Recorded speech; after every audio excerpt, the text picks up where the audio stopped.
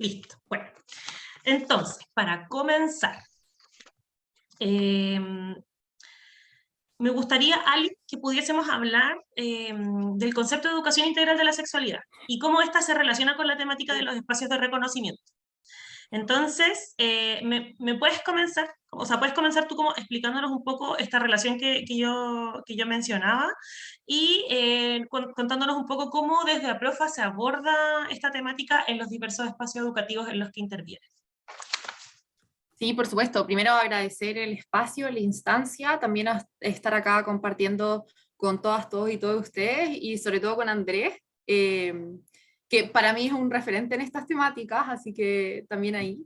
Muchas gracias por este espacio. Y bueno, primero comentarles a todas las personas que están acá, que particularmente la educación integral de la sexualidad es, como saben, un proceso de enseñanza y aprendizaje que está basado en planes de estudio y que tiene como propósito dotar a los niños, niñas y jóvenes de distintos conocimientos, habilidades, actitudes y por supuesto valores que les van a permitir empoderarse de poder disfrutar su bienestar, su salud de manera digna. Claramente dentro de este empoderamiento estamos hablando de poder establecer relaciones saludables, de poder entender tus derechos, de poder proteger esos derechos. Y como todo proceso de enseñanza-aprendizaje, la ACE en particular se trabaja en distintos espacios educativos, formales o informales. Yo creo que eso es, en ese caso es irrelevante porque la ACE está constantemente en nuestros procesos cotidianos.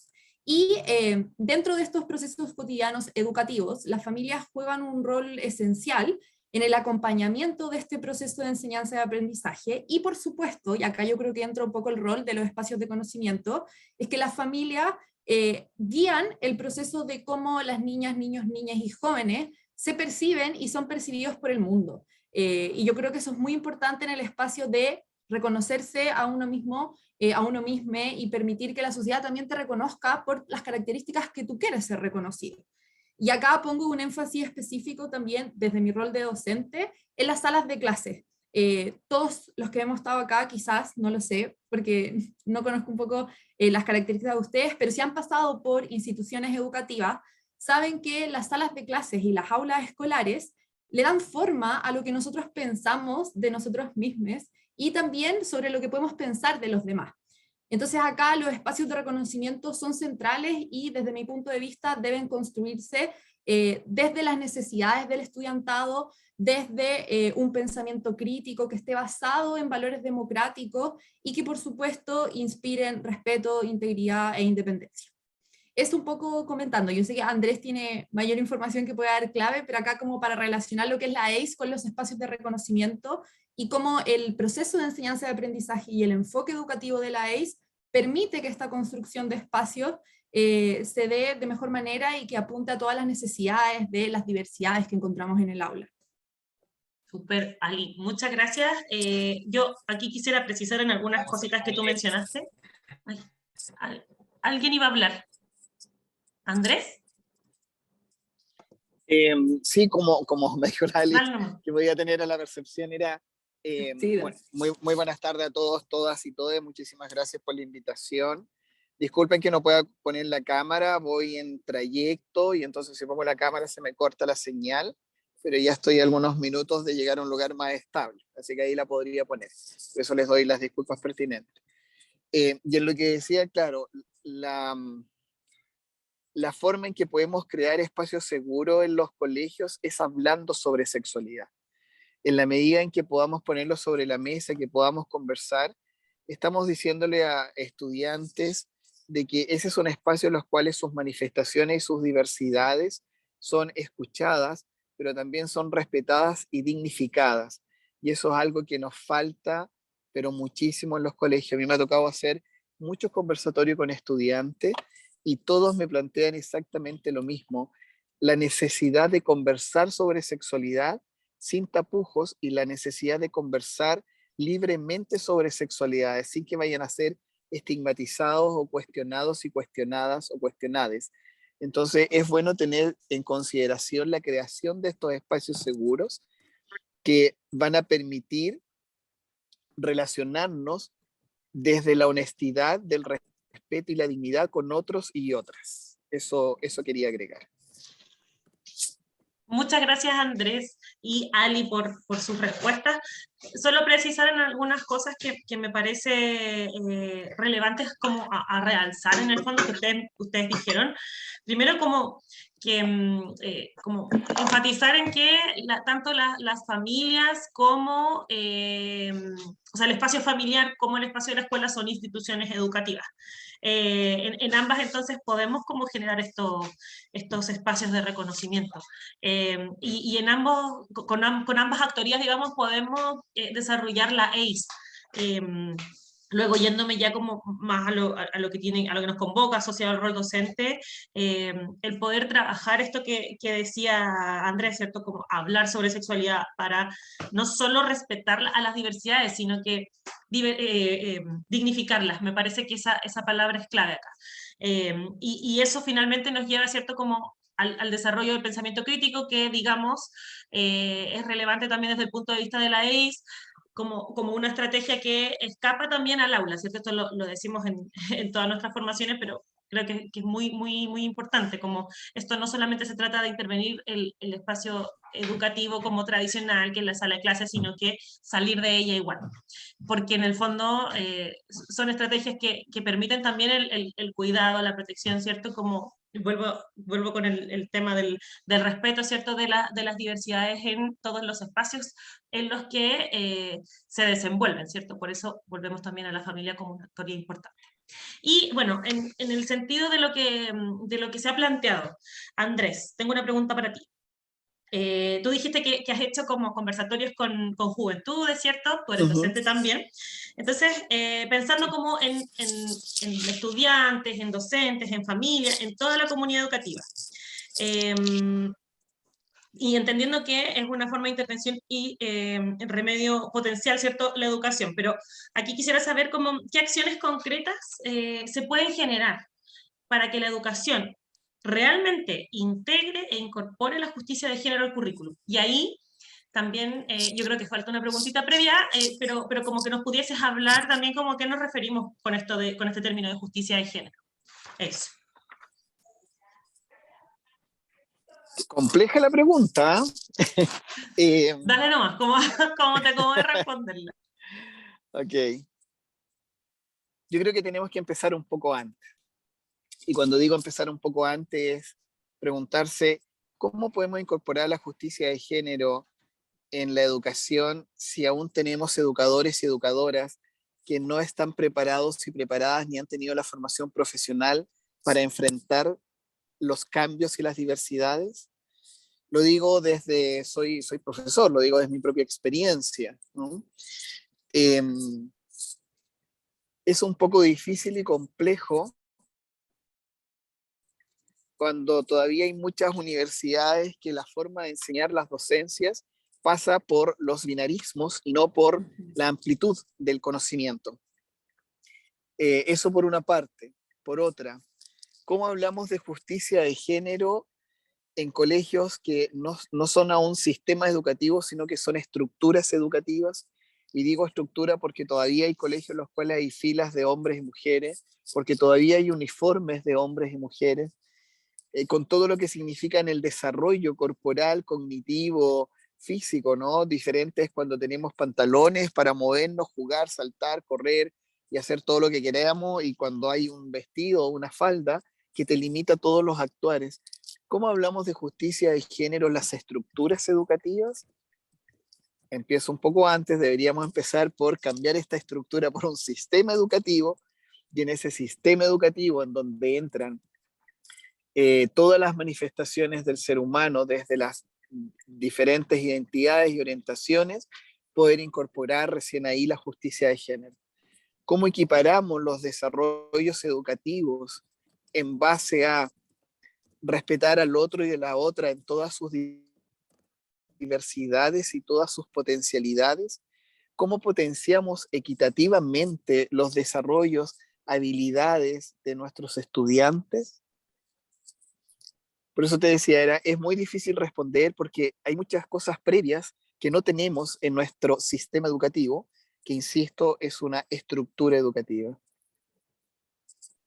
Muchas gracias, Andrés. Yo Sí, estoy de acuerdo con lo que tú planteas y quizás como ahí está realmente la respuesta, como hay que empezar antes. Y ahí yo solamente como mencionar que dentro de la lógica de la educación sexual, habíamos visto en el conversatorio de la semana pasada también, ¿cierto? Como la formación en sexualidad tiene todo que ver con formación, ¿cierto?, en derechos humanos, en perspectiva de género, en las dimensiones de la sexualidad relativas al género y las diversidades también. Y eso hoy no lo tenemos como parte de la política pública y es muy relevante a considerar precisamente para poder trabajar en esto que tú mencionabas también como en esta contraposición que existe en torno a las estructuras educativas frente a los sistemas educativos que pareciera ser que es lo que nos hace falta. Aquí, Ali, yo no sé si tú tienes alguna cosita que agregar o avanzamos. Sí, o sea, recalcar un poco la idea de Andrés, que al final, claro, él planteaba que era difícil las prácticas que están pasando hoy en día en las instituciones y cómo esas prácticas que pueden ser muchas veces implícitas o explícitas afectan al estudiantado. Y ahí también tomar la opinión y la voz del estudiantado y consultar también qué es lo que necesitan y requieren.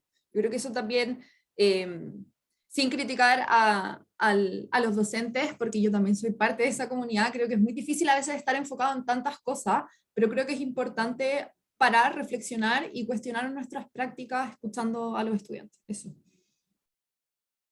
Claro, y ahí solo como una cosa breve antes de pasar a la próxima pregunta, sería interesante también ver como hasta qué punto estamos solamente como utilizando un discurso en esta materia, más que una práctica concreta, transformadora, relativa a esta pedagogía crítica que es la ACE, que nos permita realmente como construir estos espacios de reconocimiento, finalmente.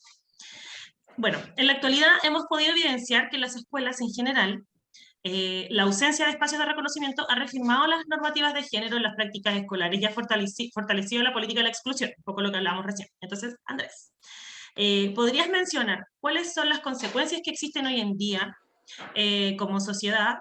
Perdona, hoy en día, si como sociedad, educadores y educadoras, no afirmamos las diferentes realidades corporales? Eh, Tenemos varias cosas ahí. Primero, lamentablemente, eso nos va a llevar a una situación de discriminación y de bullying que va a alterar considerablemente el estado psicológico y emocional de los estudiantes, de nuestros estudiantes. Eso significa que vamos a estar aportando, lamentablemente, a la ideación suicida y a las autoflagelaciones de nuestros estudiantes. El no reconocimiento de las identidades y de las corporalidades es la invisibilización. Le estamos diciendo a nuestros estudiantes que no existen, que su vida no es validada ni tampoco es digna. Entonces, es tan fácil actuar como docente, reconociendo las dignidades y ayudar a las y les estudiantes a que puedan sentirse dignos, reconocidos, dignas, reconocidas y validados y validadas como seres humanos, son gestos en los cuales no nos cuesta absolutamente nada. Son gestos de reconocimiento de la dignidad, son gestos de incorporar en las diferentes materias en las cuales podemos estar involucrados, involucradas, el reconocimiento de las diversidades. La otra vez un docente me decía, yo hago clase de historia, ¿cómo voy a reconocer las diversidades? Digo, pero si estamos a través de los años, de los siglos, podemos pasar a Leonardo da Vinci y no decimos que es gay. Hablamos de Gabriela Mistral y no decimos que es una maravillosa lesbiana. Hablamos de Juana de Arco y no decimos que en realidad es Juan de Arco. Pasamos la historia griega y hablamos de Alejandro Magno y dejamos de decir que es bisexual. ¿Por qué? ¿Por qué damos por hecho que todas las personas que nos han acompañado y que han sembrado la historia en el mundo son heterosexuales? ¿Por qué no dar a conocer las realidades diversas? Eso le permitiría a nuestros estudiantes y nuestras estudiantes que cuando se reconozcan a sí mismos y a sí mismas, se reconozcan con orgullo y dignidad. Y ahí yo sí comparto lo del orgullo. el orgullo de la dignidad del reconocerse. Y por otro lado, otra de las cosas que yo muy humildemente también le pido a los docentes, que creen espacios seguros para el reconocimiento de las corporalidades. Si yo soy gay o si soy lesbiano, si soy trans, y veo que hay un docente que en su sala de clase, por ejemplo, tiene una bandera relacionada con la diversidad, yo voy a saber inmediatamente que ese es un espacio seguro en lo que yo puedo expresarme y en el cual yo voy a poder vivirme, porque voy a saber que ahí me van a respetar. A veces no solamente las palabras permiten el reconocimiento de las corporalidades diversas, los gestos y las imágenes también dan estabilidad y dignidad. Esa sería mi invitación también. Muchas gracias, Andrés. Aquí nos dice en el chat, voy a leerlo, dice, es que es complicado practicar en aula otra forma de educar, que no sea la típica de el profe dice, los alumnos absorben esa información, donde el aprendizaje y la enseñanza vaya en ambos sentidos, al menos que la institución misma fomente un aprendizaje participativo, donde la investigación, la memoria y autorreconocimiento sean fundamentales. Sí, yo estoy de acuerdo contigo, Kat. Yo creo que por eso la apuesta de la transformación tiene que ser generalizada a todo el espacio. Y aquí como, no sé, solamente como darle quizás más fuerza, o sea, sí, reiterar esto que decía el Andrés, que me parece tan doloroso, pero tan cierto, ¿cierto? Como cuando no intervenimos con este tipo de no sé, estrategias, ciertas herramientas, me imagino que ustedes tendrán otras también dentro de sus espacios, lo que hacemos es decirle a las personas que pertenecen a las diversidades que no son posibles dentro de este lugar, ¿cierto? Como no tienen cabida. Andrés mencionaba algo que sucede hasta el día de hoy y que podemos no solamente observarlo en el quehacer, digamos, en nuestra apuesta como docente, sino que está integrado en los manuales de convivencia, ¿cierto? En algunos otros documentos institucionales, incluso en los mismos libros que utilizamos en nuestras asignaturas, que tiene que ver con esto que él señalaba como de la presunción de heterosexualidad de todas no solamente los personajes históricos, sino que el estudiantado y sus familias también. Y aquí yo me quedo con algo que tú mencionas que me parece también muy relevante, asociado a que hay que construir estos espacios seguros para el reconocimiento de las diversidades, y eso se realiza con estos pequeños actos, como a propósito de la bandera, la chapita, es también cómo nos comunicamos, cómo vamos utilizando nuestro lenguaje, etc. Yo no sé si aquí, Ali, tú quieres agregar algo, o alguien también que nos está acompañando quisiera compartirnos alguna estrategia, hacer algún comentario. Por favor, siéntanse invitadas, invitados, invitadas a hacerlo, como lo hizo Kat, por ejemplo. Yo, como pequeño, muy pequeño acto, creo que también siempre es relevante cuando estamos en la sala de clases con niñas, niños y niñas y juventudes en general. Yo siempre les pregunto cuando paso la lista cómo quieren ser llamados. Creo que es un muy pequeño acto que igual permite al estudiantado entender que en esa sala de clases hay un espacio para ellas, ellos y ellas.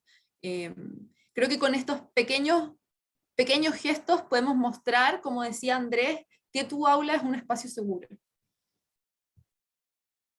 Muchas gracias, Ali. Hay otra estrategia que son sencillas, ¿cierto? Pero hay que trabajarlas, digamos, y hay que promoverlas en todo el espacio educativo. Eso es fundamental, para que salga de él también, como estoy pensando en la familia, a propósito de que este proyecto tiene un foco comunitario. También sirve, por ejemplo, esto es solo para profes, pero sirven en los espacios de salud, esos también tienen que ser espacios de seguro, ¿cierto? En los boxes, en los consultorios. Imagínense lo diferente que sería ser atendido por una profesional o un profesional de salud que nos dijera, ¿cierto? Este es un espacio seguro para ti, puedes hacer preguntas como tú quieras, también a propósito de que eso permite igual que sean espacios más simétricos. Bueno, Ali, aquí una preguntita para ti.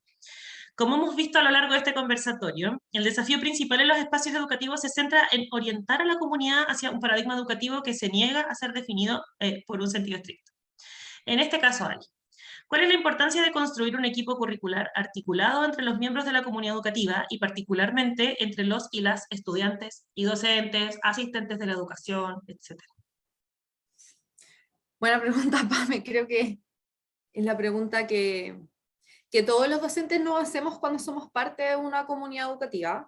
Creo que toda comunidad educativa tiene que tener diversas actividades donde se reflexione sobre las prácticas y donde se converse sobre cómo esas prácticas cotidianas que estamos teniendo actualmente en las salas de clases atiende un poco a los problemas socialmente vivos que estamos viviendo o que están viviendo la juventud y las niñeces afuera, ¿verdad? Entonces, primero creo que es fundamental que como comunidades educativas nos capacitemos en temáticas, como decía Andrés previamente, relacionadas con sexualidad y de por sí en cómo construir espacios seguros en el aula. La educación sexual integral no se da sin un espacio de confianza, sin un espacio de respeto y sin un espacio basado en derechos humanos. Entonces es súper importante tomar todas esas herramientas para capacitarnos. Y ahí yo creo que en las capacitaciones, más que una transmisión de conocimientos, creo que es importante que se dé una transformación de esos conocimientos o nuestras ideologías que nosotros tenemos como docentes, desde el cuestionarnos nuestras prácticas cotidianas, desde el cuestionarnos, como decías tú, Pame, los documentos institucionales, desde el cuestionar los recursos didácticos que estamos usando, si hacen sentido o no, y se incorporan esta gran variedad de diversidades en el aula. Y yo creo que de por sí siempre este trabajo de capacitaciones y de reflexión de comunidad educativa, como hablo de la comunidad, no hablo solo de los docentes y los directivos, sino que también creo que es algo que se tiene que trabajar con el estudiantado. Yo creo que para realmente poder fomentar las actitudes y los valores que llevan un espacio de reconocimiento, tenemos que escuchar al estudiantado. Creo que eso es muy importante, porque solo escuchando las necesidades de la niñez y las juventudes, yo creo que realmente se van a poder construir espacios democráticos que van a transmitir los valores de una ciudadanía activa en el fondo, y que por supuesto van a estar basados en el respeto por los derechos humanos. Entonces yo creo que, como cerrando un poco a tu pregunta, Pame, creo que es muy importante que los equipos de docencia se construyan en base a un diálogo democrático o espacios dialógicos, se construyan escuchando a la voz del estudiantado y por supuesto que estén en constante cuestionamiento de las prácticas cotidianas que estamos llevando a los establecimientos educativos en sí. Eso. Gracias, Ali. Ahí nos diste harta tarea y me parece que está también muy en la línea de, como de los pilares asociados a los modelos exitosos en ACE, ¿cierto? Como cuando vemos que aquellos programas que causan un alto impacto en la vida del estudiantado, de las familias y de las y los docentes, son aquellos donde precisamente se construyen propuestas programáticas que vienen desde el diálogo entre toda la comunidad, propuestas que integran estrategias participativas, ¿cierto?, con el estudiantado particularmente, aquellas que también cuestionan, ¿cierto?, como temáticas asociadas al género, al poder, interpelan estos documentos que habíamos mencionado, ¿cierto?, interpelan a las autorías que participan en el espacio.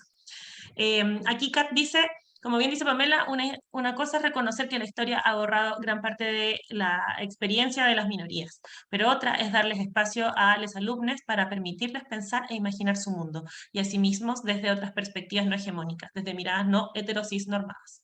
Son cosas que uno reflexiona luego de haber salido de la escuela y haber empezado a construir espacios educativos que permitan superar las falencias del sistema educativo del que uno salió. Sí. Y eso también es interesante acá, yo creo, como aquí nuestra escolarización es distinta, pero hemos pasado por ello, entonces no solamente tenemos como nuestra perspectiva desde el ser estudiante, sino que también desde la docencia. Yo creo que eso definitivamente nutre ahí el diálogo posible y cómo podemos ir pensándonos este espacio de otra forma, o sea, como que entrar a la escuela no implique abandonar todas mis claves identitarias, ¿cierto?, como para poder acceder a este derecho. No sé, y Andrés, si tú quisieras agregar alguna otra cosita.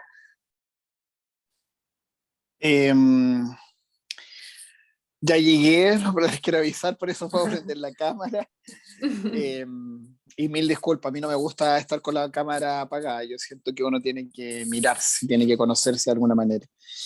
Eh, Creo que lo dicho es súper, súper completo, pero tomando la última reflexión, ojalá sí efectivamente nuestras experiencias de nuestras vivencias estudiantiles puedan servir para que en la docencia seamos capaces de aplicar estas vivencias estudiantiles, para que seamos empáticos y no la empatía desde ya, sí, yo te escucho, sino desde la empatía de decir, ¿sabes qué? Tu realidad no es la misma que la mía y mi realidad no es la misma que la tuya.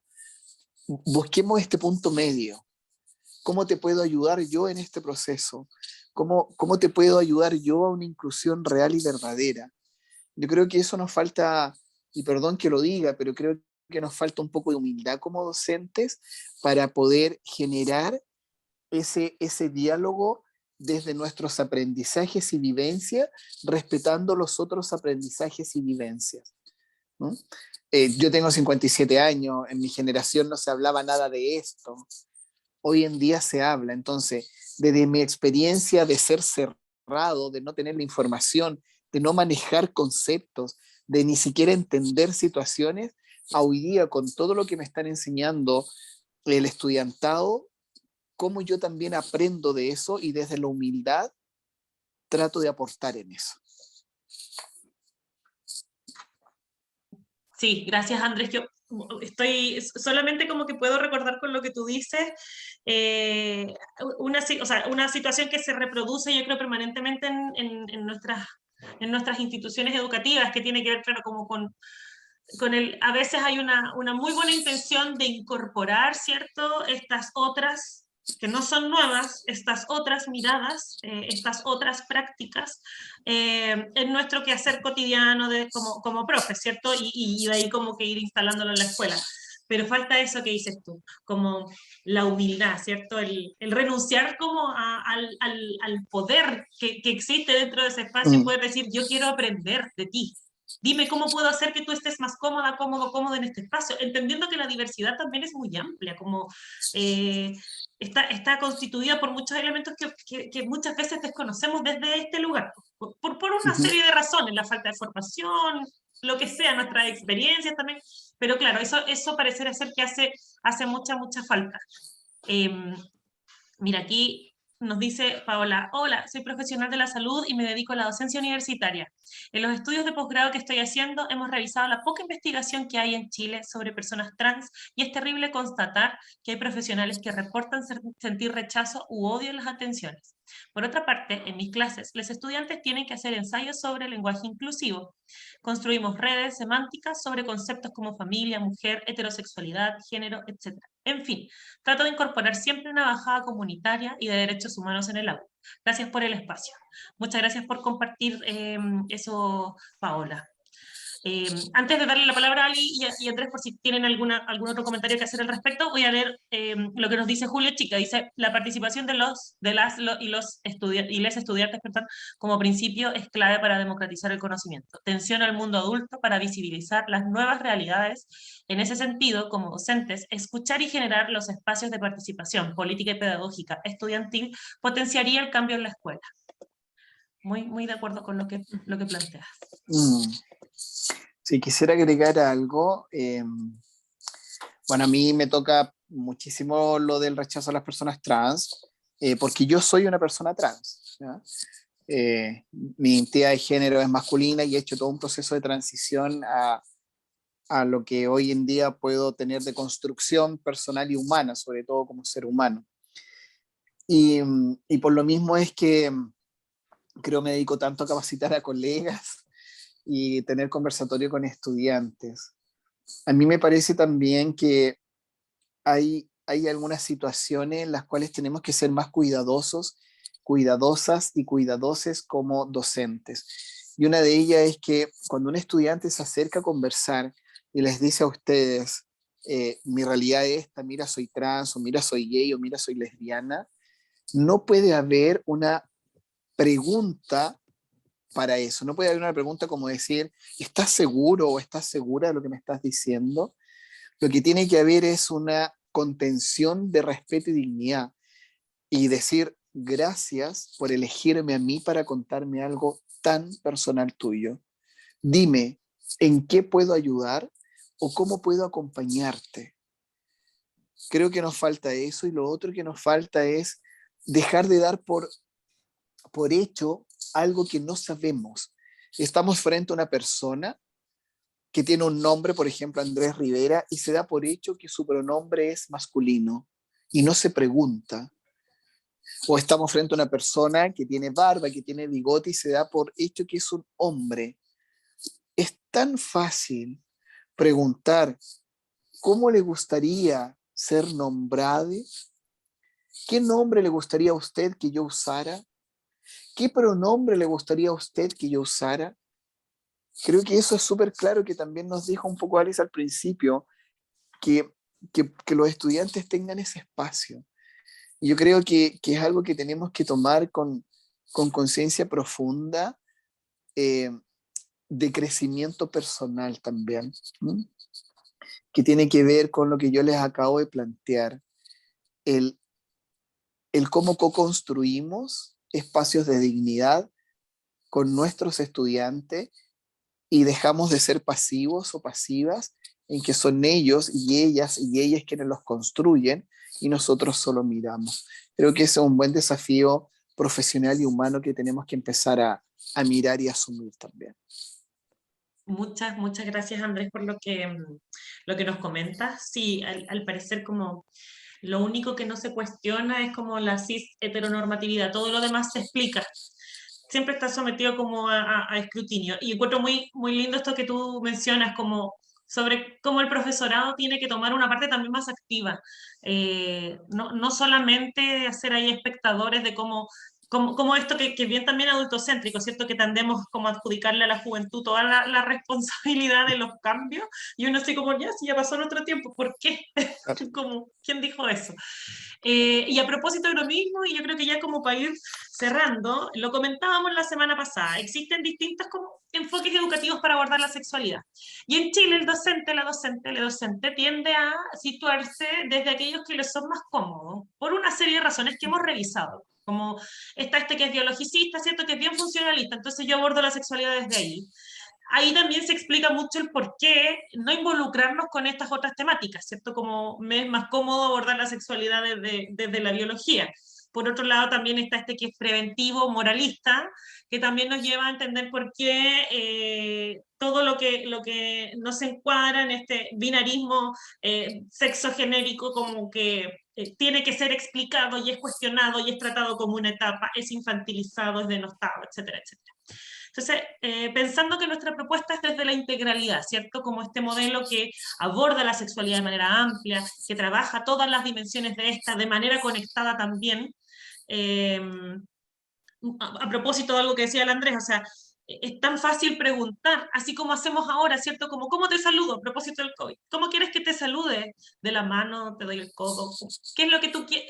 Es lo mismo, ¿cierto? Es un tema de consentimiento, de respeto, de cuidado por las otras personas, etc.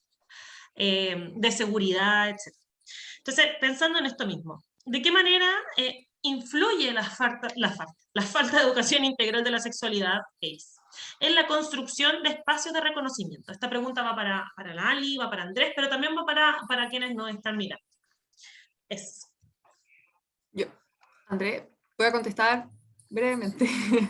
Pero, bueno, yo creo que particularmente siempre me he posicionado que la educación sexual integral, yo creo que sí toca la temática de los espacios socioafectivos. Yo creo que eso es algo que en las mallas curriculares de la docencia está muy al debe. De hecho, no hay ninguna malla curricular que tenga una asignatura específica que aborde temáticas de espacios socioafectivos en el aula, lo cual es muy importante y a la vez es muy grave que no haya ninguna malla que aborde eso. Entonces creo que particularmente la ACE se centra, como decíamos antes, en enseñar actitudes, habilidades y valores, y creo que esas actitudes, habilidades y valores se modelan a través de espacios seguros, a través de espacios socioafectivos, positivos, etc.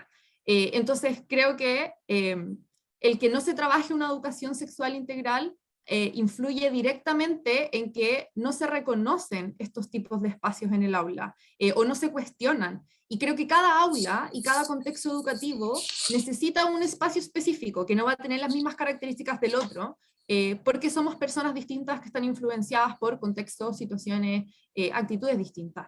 Entonces creo que la ACE yo creo que principalmente nos ayuda a, como docentes, tener una conciencia mucho más profunda, en este caso, sobre las diversidades, las identidades, y yo creo que también nos ayuda a afirmar las diversidades que existen en el aula y afirmar también las características y el reconocimiento de las juventudes y la niñez que está ahí en el aula. Eso. Sí, yo quiero compartir con ustedes 3 experiencias que a mí me golpearon muchísimo. Haciendo capacitaciones con docentes, tocamos el tema de hablar de sexualidad y entonces un docente me dijo, yo creo que estamos incitando a la juventud a que se pierda y en este perderse a que nos empecemos a llenar de niñas embarazadas. Eso me marcó muchísimo, porque creo que pensar así, primero, es pensar a priori que la capacidad que tienen los adolescentes de estar escuchando información es para perderse en la vida y no para aprender en la vida. Creo que a priori es decir que si les entregamos información, o sea, no hablemos entonces de tabaco porque si no van a ser todos, van a fumar todos, no hablemos de marihuana porque si no todos van a ser fumadores de marihuana, drogadictos, no hablemos de alcohol, no hablemos de nada en la vida. Y de todo tenemos que hablar en la vida. Tenemos que empezar a mirar lo que existe. Y la única forma de mirar lo que existe es visibilizar lo que existe, no esconder lo que existe. La otra experiencia es con una adolescente de 8º básico. Teníamos un conversatorio sobre no discriminación y me pregunta, ¿es cierto que por ser lesbiana me voy a ir al infierno? Le estoy hablando hace un mes atrás, no más de eso, 3 semanas, 4 semanas. Lo preguntó a viva voz. Estábamos online, estábamos por Zoom. O sea, imagínense su angustia, imagínense el dolor que tenía, imagínense el miedo, el terror, el pánico que tenía, que se atreve a preguntar eso. Era un conversatorio conmigo, con una persona desconocida. Tenían 1 hora, les mostré 2 videos y de esos 2 videos nacieron hasta personas que fueron capaces de decir, yo estoy pensando en que es mejor morir. Y de esta chica que me dijo lo de ir al infierno. Podremos entender y podrán entender las autoridades el daño que se hace cuando no se habla sobre los temas importantes. Podrán entender las autoridades, podremos entender docentes del daño que hacemos a nuestros estudiantes cuando no enfrentamos los temas con honestidad y abiertamente. Ellos y ellas necesitan hablar. Si bien es cierto, tanto el colegio como la familia es una entidad de aprendizaje y de acompañamiento, no es menos cierto que cuando no encuentran eso en la familia, es en el colegio donde buscan las respuestas. No quieren aprender de sexualidad para tener relaciones con todo el mundo. Quieren aprender de sexualidad porque quieren aprender a respetar su propio cuerpo y entender su cuerpo y sus corporalidades que a veces son diversas. No es que quieran conversar sobre sexualidad o aprender de sexualidad para quedar embarazadas o embarazados, porque también existimos hombres trans que podemos embarazarnos. Es porque queremos aprender diferentes métodos que permitan inclusive tener mayores cuidados cuando tenemos relaciones sexuales, tanto para enfermedades, IPS, ITS, como para situaciones de embarazo. Los temas no se hablan para provocarlos. Los temas se hablan para aprender de ellos, para enfrentarlos y para crecer con ellos. Somos seres humanos, necesitamos información para crecer, pero por otra parte también me cuestiono algo. Si a estas autoridades legislativas y políticas les ha costado tanto dar pasos para hablar de sexualidad, me recuerdo una frase que me dijo mi padre hace muchos años atrás, que lamentablemente no está conmigo, y me decía: mientras tengas un pueblo ignorante, puedes manejarlo y manipularlos como quieras. En la medida que tengas un pueblo instruido, no te va a ser fácil manipularlo. Y creo que hoy estamos viendo esas manipulaciones desde el miedo, desde el terror, de qué es lo que vamos a hacer o qué podemos elegir, inclusive políticamente. Se está manejando el miedo y el terror por sobre la razón. Y entonces me parece que tenemos una tremenda responsabilidad como docentes, pero también quienes somos parte de la diversidad sexual y de la comunidad LGBTIQA+, tenemos una tremenda responsabilidad, lamentablemente, de ir sensibilizando y abriendo caminos, porque estas son cosas que debería estar haciendo el Estado propiamente tal y asumirlo. Pero bueno, por ahora nos corresponde seguir abriendo camino y que ojalá en el próximo gobierno podamos hablar abiertamente de educación sexual integral, inclusiva, respetuosa y digna. Muchas, muchas gracias, Andrés y Ali. Voy a leer un comentario que nos llega acá y luego voy a hacer nuestro cierre. Kat dice: como parte de la comunidad LGBTQIA+, he vivido muchas veces esa experiencia de conocer personas que no quieren aprender ni enseñar de sexualidad desde un enfoque no tradicional, porque creen que hablar de identidad de género y sexualidad significaría hablar de promover la actividad sexual. Pero lo que ignoran es que queremos conocernos a nosotros mismos, que queremos saber que se puede vivir saludablemente, a salvo y plenamente sin ser como la gran mayoría. Toda la razón, Andrés. Sí, yo solamente quisiera precisar que efectivamente aquí hay responsabilidades, ¿cierto? Hay un Estado que tiene que hacerse cargo de los compromisos que ha adquirido en esta materia. La educación integral de la sexualidad es un derecho humano en sí mismo, es la piedra angular para el acceso a los derechos sexuales y reproductivos. La información, aquí no quiero repetir lo mismo que dijeron Ali y el Andrés, solamente como enfatizar en que el acceso a la información es un derecho y la información empodera. Recordar que la educación sexual o hablar de sexualidad no es el equivalente a hablar de sexo, sino que es mucho más amplio, ¿cierto? Tiene que ver con lo que ustedes mencionaban, tiene que ver con el cuidado, tiene que ver con el autocuidado, con el autoconocimiento, con la posibilidad de reconocernos y reconocer a otras personas en todas sus diversidades. Tiene que ver con las dimensiones, ¿cierto?, de género, de diversidades, de placer, de salud, de relaciones interpersonales, de prevención de violencias, etc. La educación sexual es un factor protector para niñas, niños, niñas, personas jóvenes, para personas que no hemos recibido educación sexual en esas etapas también, porque nunca es tarde para aprender, lo que es muy maravilloso. Muchas veces, dice la Kat, se queda fuera incluso hablar de asexualidad, claro, o de bi, o la semisexualidad, sí. O sea, es bien, en los espacios que se aborda, digamos, es bien también reducido muchas veces el mismo enfoque. Por eso estas instancias como para motivarnos, ¿cierto?, a poder trabajarlo dentro de nuestros espacios de incidencia. Aquí tenemos como la fortuna también de que la Comuna de Independencia, que es de donde estamos realizando el proyecto, entendió que este es el enfoque, ¿cierto? Esta es la forma también de trabajar la sexualidad, pero esto es una iniciativa que es bien discrecional, insisto, como esta idea de que el Estado se haga cargo todavía no está. Necesitamos también como hacer incidencia para que eso suceda. Y bueno, como seguir instalando estos espacios de conversación que se conviertan en espacios de acción también. No sé si alguien quisiera agregar alguna otra cosita antes de cerrar. ¿No?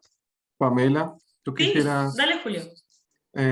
Muy buenas tardes a todas, a todos y a todes. Gracias, Andrés, por los comentarios y Alicia. Bueno, yo soy parte del Departamento de Educación de Independencia, donde estamos tratando también. Lo que dice Pamela, esto es marginal respecto a lo institucional, ¿no? Pero acá no, estamos intentando hacer los esfuerzos desde el enfoque de derecho claramente de cómo vamos generando espacios de incidencia para la transformación también de la educación pública y de calidad, ¿no? Claramente esto es los primeros pasos que estábamos dando también para ir abriendo la temática y el enfoque y el reconocimiento de las dignidades de nuestros estudiantes. Y ahí quiero hacer como el énfasis, porque esto no se trata de ser buena onda, ¿no? Se trata más bien es de reconocer la dignidad de nuestros estudiantes y de reconocer el valor de esa diversidad en nuestra comuna, ¿no? Entonces, yo creo que nosotros hemos intentado hacer un esfuerzo, claramente es insuficiente, claramente seguimos necesitando de la ayuda de las otras organizaciones civiles y privadas, que nos permitan también ir aprendiendo como sistema cómo vamos gestionando también este nuevo enfoque o este enfoque, un enfoque que reconozca a nuestros estudiantes como sujetos de derecho y a nosotros como garantes de derechos principales, ¿no? Entonces, yo creo que, y para los profes que están acá, el llamado también es a participar activamente en estos espacios y a insistir también a nuestro Departamento de Educación, empezar a incorporar la temática, pero también desde las propias comunidades escolares, ¿sí? Afortunadamente nosotros hemos venido haciendo un proceso, nosotros tenemos un liceo multigénero, el doctor Eloísa Díaz Insulza, que también tiene que ver con el reconocimiento de nuestras diversidades. Pero no, eso es una tarea que no podemos estar solos, ¿sí? Tenemos que estar acompañados porque tenemos que seguir aprendiendo en el proceso. Y también la invitación entonces, y quiero dejar la invitación abierta para que nos escriban al Departamento de Educación si hay ideas, si hay intenciones también de poder nosotros generar redes intersectoriales que nos permitan también ir abocando nuestra tarea educativa y formativa para nuestros estudiantes en este momento. Eso quería y agradecer también el espacio, me parece que es enriquecedor, me parece que a uno también le va dando ideas de cómo ir gestionando, también cómo acompañar una gestión pedagógica más integral. Eso, muchísimas gracias. Muchas gracias, Julio, por tus comentarios. Bueno, además de la invitación que nos hace Julio, solamente también eso, lo que dice la Javi en el chat, nos acompaña en este proceso de intervención en la Comuna de Independencia una consultora que se llama CoCrecer, que están ahí, ha sido muy interesante el proceso porque nos permite como identificar qué estamos haciendo bien y qué podemos mejorar en este tipo de intervenciones. Y esos hallazgos nos van a permitir eventualmente quizás como generar algunas instancias de réplica y hacer una devolución a las personas que participaron. Entonces, solamente como invitarles a que respondan una encuesta, que es la que está ahí en el chat, para que nos digan sus comentarios sobre este conversatorio y que nos serviría mucho, por supuesto. Entonces, bueno, sin más, quisiera agradecerles a todas las personas que nos acompañaron, en particular a Marisol, Malú, que son nuestras intérpretes que ahí pudieron ver, nos acompañaron durante todos los conversatorios. Muchas gracias, chicas. A Andrés y a Ali se pasaron, estuvo muy, muy interesante. Esperamos poder contar con ustedes para próxima... No sé si vamos a hacer conversatorios, lives u otras cosas, pero esperamos poder contar con ustedes en un futuro. Muchísimas, muchísimas gracias. Que les vaya muy bien y que tengan buena tarde y buena semana. Gracias a ustedes también. Todos. Gracias a todos, todas y todos. Que estén muy bien, cuídense. Un abrazo. Gracias. Chao, gracias. Nos vemos. Gracias, Andrés. Chao. Gracias a ustedes por invitarme. Gracias, Andrés. Nos vemos, Cheito. Nos vemos. Chao, chao. Cuídense. Chao, chao. Chao, chao.